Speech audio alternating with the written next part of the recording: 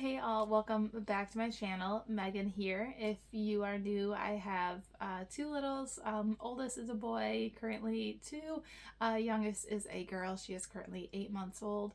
But I thought it would be perfect timing to just talk about what we do, myself and my husband, when the new year comes around and the preparation that we do. So what we have is a large whiteboard.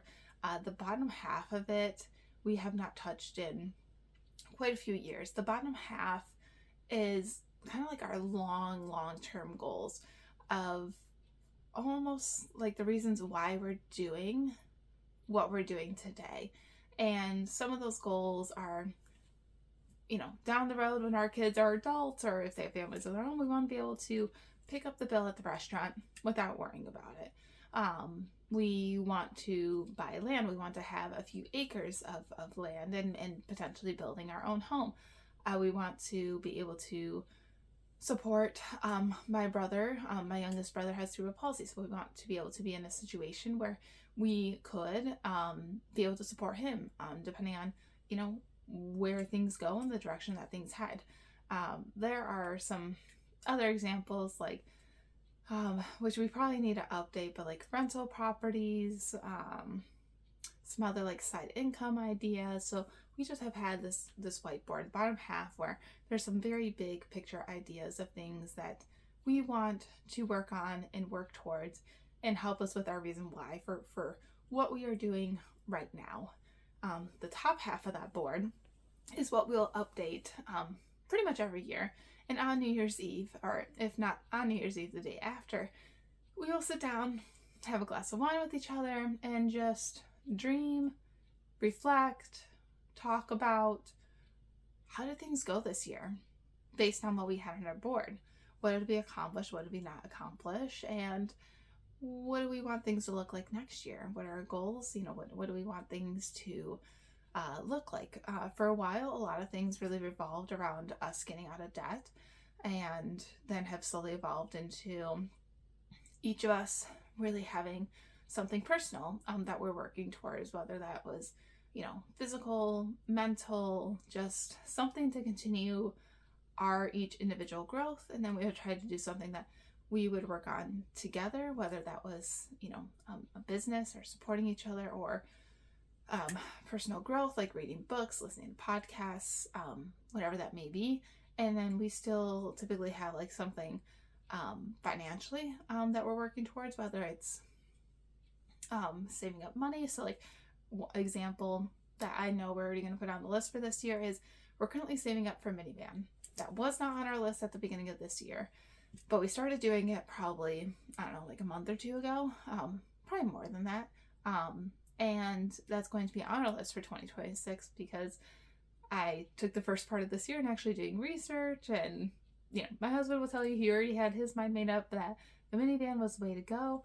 But it took me doing my own research, listening to videos, reading articles, to come to a conclusion of like, yes, like I think a minivan would fit our family and our lifestyle the best. We love to adventure, we love to travel, we love to drive, and so a minivan definitely fit a lot of those pieces of criteria. So I know it's going to be on the list for some of our goals, but really, like, for us, it's really refocusing and coming together. And it would probably be good for us to add in some checkpoints throughout the year. But for the most part, we do check in with each other and follow up with each other, or just setting reminders to see how things are going. Or if it's a race, like, hey, like, Michael wants to do a 5K race this year. Being like, hey, when are you going to get that scheduled?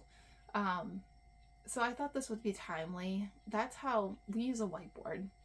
And I think it's really important for you and your significant other, just for you yourself, to write out your reasons why and your big picture goals. Because every year we read through those, and it really helps get you in the right mindset to be able to curate and put together your goals for the next year, when you read through those and realize like what you are working towards, it really regrounds you. So taking that time to be thorough that first time when you're putting that part together, I think really helps you to be able to create your goals for the next year, no matter what they may be. I don't want to get too specific, and can definitely make a follow-up video for you guys once we go through this exercise with each other again.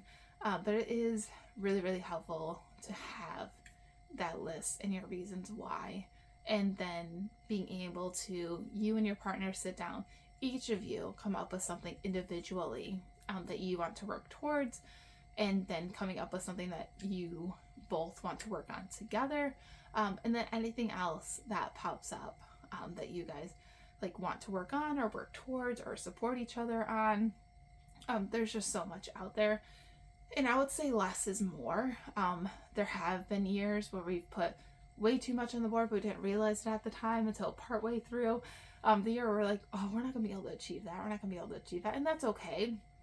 Like, having those big goals is huge. It's going to push you to do more and to be more, but really being thoughtful and not overwhelming yourself, at least in my current phase of life with two littles.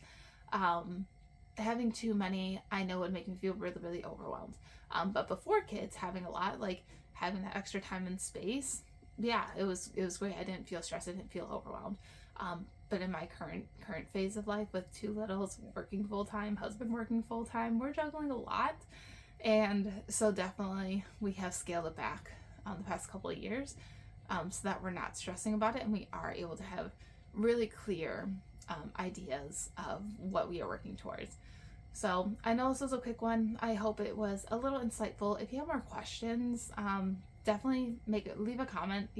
Let me know. I can definitely add more details. I didn't want to add too much because we are pretty fluid with how we approach it, and it's more in the moment how we are feeling, and just a very, very light structure, and that's how we like it and enjoy. And whiteboard is wonderful so that we can both look at it very consistently. We haven't found a new place for it in our new house yet, but we will figure that out on New Year's Eve, probably, when we are figuring out our new goals for the year. But yeah, so thank you guys for listening. Again, let me know if you have any questions. I can definitely do a follow-up video after the New Year's if you find this helpful. Thanks. Talk with you all soon.